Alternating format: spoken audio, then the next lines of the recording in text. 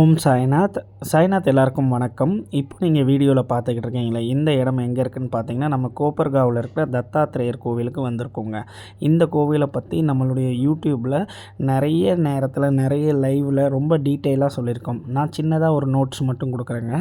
நம்மளுடைய சாய் சச்சரிதத்தில் அத்தியாயம் 38 வந்து பார்த்திங்கன்னா, நானா சாஹிப் சந்தோர்கர் அவருடைய நண்பரான சொந்தக்காரர் ரிலேட்டிவ் பினிவாலேன்றவரை கூப்பிட்டுக்கிட்டு பாபாவை பார்க்க வருவார். பார்க்க வர்றதுக்கு முன்னாடி இங்கே இருக்கிற கோப்பர்காவில் இருக்கிற தத்தாத்திரேயர் கோவிலில் தரிசனம் பண்ணாமல் வந்துடுவார். பாபா வந்து அவரை கேட்பார்.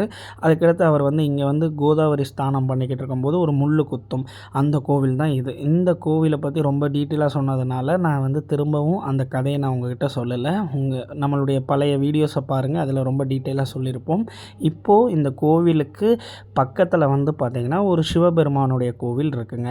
அந்த கோவிலை பற்றி தான் நான் இப்போ இந்த வீடியோவில் சொல்ல போகிறேன். சந்திரபாய் போர்கர் அம்மா அவங்க தான் வந்து பார்த்திங்கன்னா பாபா பார்க்க வந்த அந்த காலத்தில் பல பகுதிகளிலிருந்து பல பக்தைகள் பாபாவை பார்க்க வந்தாங்க. அதில் சந்திரபாய் போர்கர் அம்மா அவங்க தான் பார்த்திங்கன்னா 1898 பாபாவை பார்க்க வந்தாங்க. ஏன்னா 1909 1910க்கு அப்புறம் தான் நிறைய பக்தர்கள் வந்தாங்க. ஆனால் 1898 வந்தவங்க சந்திரபாய் போர்கர் அம்மா. அவங்க வந்தப்போ வந்து பார்த்திங்கன்னா பாபா வந்து சொல்லியிருப்பார், எனக்கு வந்து நீ வந்து 7 தலைமுறையாக நீ என்னுடைய சிஸ்டர் அப்படின்லாம் சொல்லியிருப்பார். சந்திரபாய் போர்கர் அம்மா அவங்க தான் வந்து பார்த்திங்கன்னா முதல் ராக்கி கயிறு வந்து பாபாவுக்கு கட்டினவங்களும் சந்திரபாய் போர்கர் அம்மா தான். அப்படிப்பட்ட சந்திரபாய் போர்கர் அம்மா அவங்க ஒரு நாள் என்ன செய்கிறாங்கன்னா சதுர்மாஷ்ய விரதம். சதுர்மாஷ்ய விரதம் வந்து பார்த்திங்கன்னா சிவபெருமானுக்கு ரொம்ப உகந்த நாளாக இங்கே மகாராஷ்டிராவில் கருதப்படுறது தான் சதுர்மாஷ்ய நாள். அந்த சதுர்மாஷ்யம் வந்து பார்த்திங்கன்னா ஆகஸ்ட் மாதத்தில் வருங்க. அன்னைக்கு வந்து பார்த்திங்கன்னா நம்ம என்ன நாம ஜபம் பண்ணாலும் அதோடைய பலன் வந்து பார்த்திங்கன்னா இரட்டிப்பாக கிடைக்கும். என்ன பாராயணம் பண்ணாலும் அதோடைய பலன் வந்து இரட்டிப்பாக கிடைக்கும். அன்னைக்கு வந்து பார்த்திங்கன்னா மகாராஷ்டிரா மக்கள் வந்து வெங்காயமோ பூண்டோ போட்டு சமைச்சு சாப்பிட மாட்டாங்க. விரதம் எடுப்பாங்க. சிவபெருமானுக்கு எல்லா திங்கக்கிழமையும் ஒவ்வொரு வாரம் திங்கக்கிழமை அந்த மாதத்தில் இருக்கிற ஒவ்வொரு வாரம் திங்கக்கிழமையும் பல விதமான அபிஷேகங்கள் பண்ணுவாங்க. அதுதான் சதுர்மாஷ்ய விரதம். அந்த சதுர்மாஷ்ய விரதம் வந்து பார்த்திங்கன்னா சந்திரபாய் போர்கர் அம்மா ஷீரடியில் இருக்கும்போது அந்த மாதம் வருது சதுர்மாஷ்ய விரதம். அப்போ அவங்களுக்கு வந்து ஒரு ஆசை என்னென்னா சதுர்மாஷ்ய விரதத்துக்கு வந்து நான் சிவபெருமானுக்கு வந்து பூஜை பண்ணணும் அப்படின்னு அவங்க ஆசைப்பட்றாங்க.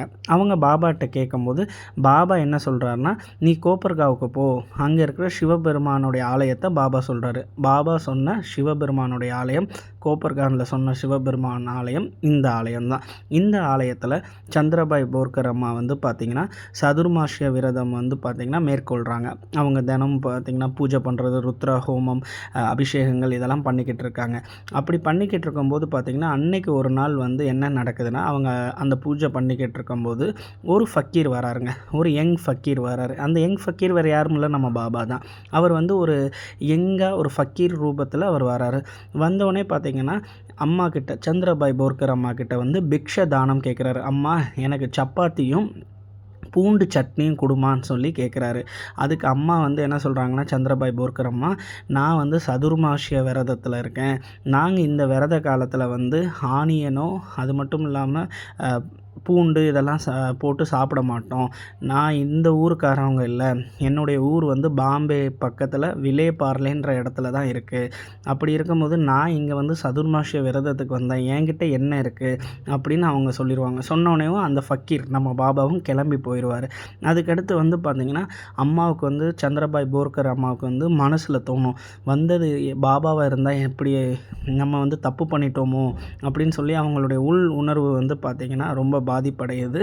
அதுக்கடுத்து அன்னைக்கு நைட் இங்கே ஸ்டே பண்ணிவிட்டு அதுக்கடுத்த நாள் வந்து பார்த்திங்கன்னா நம்மளுடைய அம்மா சந்திரபாய் போர்கர் அம்மா வந்து ஷீரடிக்கு வந்துடுறாங்க. ஷீரடியில் வந்து பார்த்திங்கன்னா லெண்டி பாகில் வந்து நம்மளுடைய பாபாவை பார்த்து ஆசீர்வாதம் வாங்குகிறாங்க.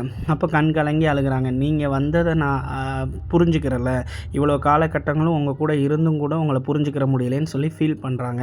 அதுக்கடுத்து அவங்க என்ன செய்கிறாங்கன்னா மதிய நேரத்தில் பாபாவுக்கு வந்து நல்லா சப்பாத்தி பூண்டு சட்னி அவர் கேட்டதை வந்து அப்படியே எடுத்துகிட்டு சமைச்சிட்டு எடுத்துகிட்டு போகிறாங்க. அப்போது பாபா கிட்ட துவாரகமாயில் கொடுக்கும்போது பாபா சொல்கிறாரு, நான் தேவையோடு இருந்தேன், அப்போ நான் உன்கிட்ட கேட்டேன், நீ கொடுக்கல, இப்போ தேவையே இல்லாத நேரத்தில் எதுக்கு நீ எனக்கு கொடுக்குற அப்படின்னு சொல்கிறாரு பாபா. அதுக்கு அந்த அம்மா அழ ஆரம்பிச்சிடுறாங்க. உங்களை வந்து என்னால் ஐடென்டிஃபை பண்ண முடியலை, என்னை மன்னிச்சிடுங்க அப்படின்னு சொன்னோடனேயும் அப்போ பாபா சொல்கிறாரு, 7 தலைமுறையாக உன்னை வந்து எனக்கு தெரியும், நீ தான் என்னை வந்து கண்டுபிடிச்சி என்கிட்ட வந்துடுற, அப்படி இருக்கும்போது ஏன் இப்படி சொல்கிற, உன்னுடைய சதுர்மாசிய விரதம் வந்து ஏற்றுக்கொள்ளப்பட்டது, நீ வந்து இன்னி விரதம் எடுக்க வேணான்னு சொன்ன இடம் இந்த இடங்க. This Aurangzeb timing one Senapati means is bodyguard, anything. Thalapathy. Okay, any fighting he lost, no win. Every time Aurangzeb last time told, you no win this time, you direct is Senapati down, you direct worker, normal worker. Okay. He there have one Panditji, Brahman Panditji. Here any puja, he coming and tell he's me always loss, Aurangzeb is shouting me and my job is less. Okay, so Panditji told is Vishnu temple, Brahma, you prayer inside. Okay, you any prayer is give to Vishnu, you Brahma, you give to. Okay, the prayer and tell I am here Shiv temple manufacturing. Okay, he's going fighting, he win, return come this temple, but the temple masjid same. Why Aurangzeb any member coming na, this Godavari river horse anything water drinking na coming, you see, oh no this masjid face masjid inside Shivam, but this masjid same. நீங்கள் எல்லோரும் இப்போ வீடியோவில் வந்து பார்த்திங்கன்னா ஒரு படம் பார்க்குறீங்களே, இந்த அம்மா தான் சந்திரபாய் போர்கர் அம்மா. இந்த அம்மாவை பற்றி தான் நான் ஆரம்பத்தில் இந்த கதையை நான் உங்களுக்கு டீட்டெயிலாக சொல்லியிருந்தேன். இவங்க இருந்த விலேபார்லே அந்த பாம்பேவுக்கும் நம்ம தேடி போயிருப்போம். நம்மளுடைய பழைய வீடியோஸில் பார்த்திங்கன்னா தெரியும். இந்த சந்திரபாய் போர்கர் அம்மாவுடைய வந்த கோவில் பாபா சொல்லி அவங்க சதுர்மாசியம் விரதம் எடுத்த கோவில், அந்த சிவபெருமான் கோவில், அந்த கோவிலில் நடந்த அற்புதம் எல்லாத்தையுமே உங்களுக்கு ஆரம்ப கட்ட வீடியோவில் உங்களுக்கு சொல்லிட்டேன். ஆனால் இந்த கோவிலுக்கு ஒரு வரலாறு இருக்குங்க. அதை தான் நம்மளுடைய தம்பி ஆகாஷ் வந்து ஆட்டோ டிரைவர் அவர் வந்து சொன்னார். நான் அவர் என்ன சொன்னாருன்றதை உங்களுக்கு சொல்கிறேன். இந்த கோப்பர்கானில் வந்து பார்த்திங்கன்னா அவுரங்கசீப்போடைய தளபதி ஒருத்தவர் இருக்காருங்க. அவர் வந்து பார்த்திங்கன்னா எல்லா போர்கள்லேயும் தோற்று போய்கிட்டே இருக்கார். இந்த செய்தி அவுரங்கசீப்புக்கு காதுக்கு போகுது. அப்புறம் அவுரங்கசீப் அவரை கூப்பிட்டு என்ன சொல்கிறாருன்னா, நீ அடுத்த வார்லையும் நீ தோற்று போனேன்னா உன்னுடைய இடத்துல உனக்கு கீழே இருக்கிறவன் உனக்கு தளபதியாக இருப்பான், நீ அவனுக்கு சேவை செய்கிற மாதிரி இருக்கும் அப்படின்னு சொல்லிடுறாரு. அதனால் அவர் ரொம்ப வருத்தப்பட்டு அந்த வழியாக நடந்து போய்கிட்டு இருக்கும்போது, கோதாவரி நதிக்கரை வழியாக நடந்து போய்கிட்டு இருக்கும்போது அங்கே வந்து ஒரு பூஜாரி இருக்கார், சிவபக்தர் இருக்கார். அவர் வந்து பார்த்திங்கன்னா கையில் தட்டு, பூஜா ஜாமான்கள் இதெல்லாம் எடுத்துகிட்டு சிவபெருமானுக்கு அபிஷேகம் பண்ண போய்கிட்டு இருக்காரு. அப்போ அதை பார்த்துட்டு அவுரங்கசீப்போடைய தளபதி இதெல்லாம் என்னன்னு கேட்குறாரு. நான் சிவபெருமானுக்கு அபிஷேகம், ருத்ரஹோமம் இதெல்லாம் பண்ண போகிறேன் அப்படின்னோடனே சிவபெருமான் யார், அவர் என்ன பண்ணார், அவர் கடவுளா இதெல்லாம் கேட்குறாரு. ஆமாம், நம்ம என்ன வேண்டுதல் வச்சாலும் அவர் நிறைவேற்றி கொடுத்துருவாருன்னு சொல்லி அந்த சிவபக்தர் அந்த பூஜாரி வந்து சொல்கிறாரு. அதை கேட்டோடனே பார்த்தீங்கன்னா நம்மளுடைய அவுரங்கசீப்போடைய தளபதி வந்து பார்த்திங்கன்னா சிவனை நோக்கி தவம் புரிகிறாரு.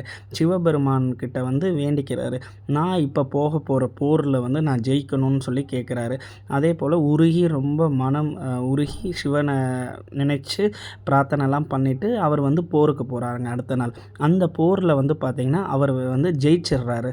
இது அவுரங்கசீப் காதுக்கு போது அவுரங்கசீப் வந்து அவரை பாராட்டுறாரு, நீ பரவாயில்ல சந்தோஷம் அப்படின்னு சொல்கிறாரு. இதுக்கெல்லாம் காரணம் சிவபெருமானன் அவர் வந்து புரிஞ்சுக்கிறார், அவுரங்கசீப்போடைய தளபதி புரிஞ்சுக்கிறாரு. அப்போ அவுரங்கசீப்போட தளபதி என்ன செய்கிறாருன்னா, கோப்பர்காவில் இந்த வீடியோவில் ஒரு சிவன் கோவில் பார்த்தீங்களா, அந்த சிவன் கோவிலை வந்து பார்த்திங்கன்னா முஸ்லீமாக இருக்கிற அவர் தான் வந்து பார்த்திங்கன்னா இந்த கோவிலை கட்டுறாரு. இந்த கோவிலுடைய கோபுரத்தை வந்து பார்த்திங்கன்னா முஸ்லீம் முறைப்படி அந்த தர்காவில் மஸ்ஜித்தில் பார்ப்பீங்களா அந்த மாதிரி கட்டுறாரு. கீழே ஆலயத்தில் கர்ப்பகிரகத்தில் இருக்கிறது சிவபெருமான், மேலே வந்து பார்த்திங்கன்னா அந்த விமானம் சொல்கிறோம் பார்த்தீங்களா, அந்த விமானம் அந்த டவர் வந்து பார்த்திங்கன்னா முஸ்லீம் முறைப்படி கட்டுறாரு. ஏன்னா அவுரங்கசீப் எப்பயாச்சும் இந்த வழியாக வந்தார்னா அவர் வந்து கோதாவரி நதி வழியாக நடந்து அவர் வந்து குதிரையிலையோ இந்த மக்களோடைய அவருடைய படை வீரர்களோட போய்கிட்டு இருக்கும்போது அவர் கண்ணுக்கு எட்டுற தூரத்தில் ஏதாச்சும் ஹிந்து கோவில்கள், ஹிந்து கோபுரங்களை பார்த்தா அதை தடமட்டமாக்குங்க, அதை உடைங்கன்னு சொல்லுவாராம். அதுக்காக அவர் என்ன செய்கிறாருன்னா, அவுரங்கசீப்போடைய தளபதி வந்து இந்த சிவன் ஆலயத்தை வந்து அவுரங்கசீப் எப்பயாச்சும் இந்த வழியாக போனால் அவர் கண்ணுக்கு பட்டு அதை இடிச்சிடக்கூடாதுன்னு சொல்லி கீழே சிவபெருமானை வந்து பூஜிக்கிறாரு. சிவபெருமானோடைய ஆலயத்தை சிவபெருமானை வந்து கர்ப்பகிரகத்தில் வைக்கிறாரு. மேலே கோபுரம் வந்து பார்த்திங்கன்னா இஸ்லாம் முறைப்படி வந்து பார்த்திங்கன்னா அவர் வைக்கிறாரு. அதை தான் வந்து பார்த்திங்கன்னா நம்ம தம்பி ஆகாஷ் வந்து சொன்னாருங்க. அதை தான் உங்களுக்கு டீட்டெயிலாக நான் இந்த வீடியோவில் சொல்லியிருக்கேங்க. எல்லாருக்கும் ரொம்ப ரொம்ப நன்றி. Thank you so much. Jai Sainath.